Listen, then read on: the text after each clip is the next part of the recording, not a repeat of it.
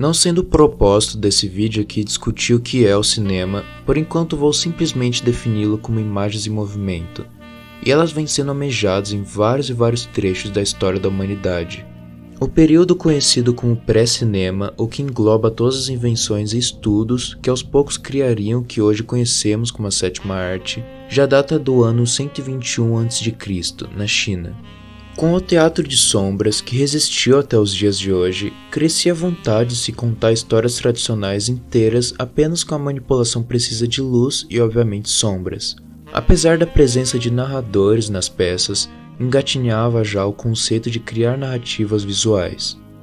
Tempos depois, no século XV, o nosso querido Leonardo da Vinci inventaria a câmara escura, que captura imagens entre aspas, e por muito tempo foi usada apenas como auxílio para pintores. Com a projeção da luz refletida ao objeto, ao olhar pelo orifício você poderia enxergá-lo, mesmo que pouco nítido, só que de forma invertida. Aí era descoberta a fotografia.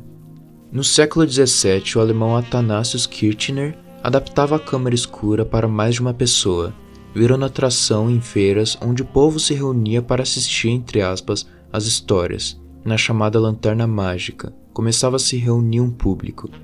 Já em 1816, plena Revolução Industrial, propícia para as inúmeras invenções, o francês Joseph Nicéphore Niepce procurava uma forma de tornar as projeções da câmara escura fixas e duradouras, não apenas ilusões ópticas. Depois então de um processo de 8 horas, foi tirada a primeira fotografia da história.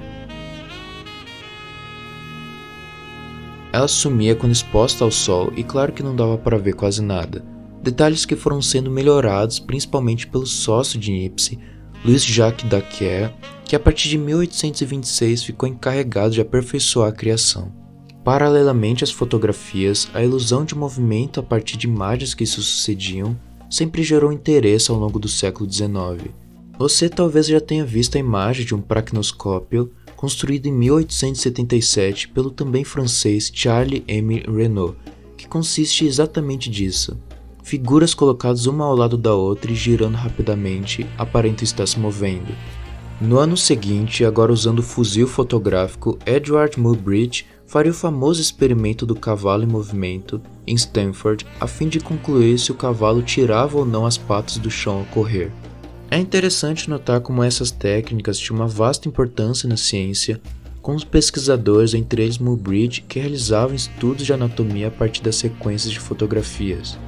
Em 1891, Thomas Edison criaria o cinetógrafo, e é curioso notar como desde essa época já se pensava em explorar comercialmente isso. A ideia foi patenteada e o aparelho era colocado em locais como parques de diversões, só que voltava a poder exibir as imagens a apenas uma pessoa e apenas após ser inserida uma moeda. Finalmente, em 1895, seria inventado definitivamente o cinematógrafo, pelos irmãos Auguste e Louis Lumière. Não se demorava mais horas no processo, o instrumento era mais fácil de se carregar e captava imagens em quadros por segundo. Além disso, o aparelho revelava e projetava, sendo a opção perfeita para a época. As datas das exibições são meio confusas, mas eles teriam supostamente filmado no mesmo ano, empregados deixando a fábrica Lumière. E então, a primeira sessão de cinema de todos os tempos acontecia para alguns convidados no salão do Grand Café de Paris, com a exibição de A Chegada de um Trem na Estação. Existe clara lenda de que, não estando acostumado com aquilo, o público se desesperou achando que seria realmente atingido pelo trem. Após invenção atrás de invenção, finalmente começava a ser uma nova era para o cinema como conhecemos hoje.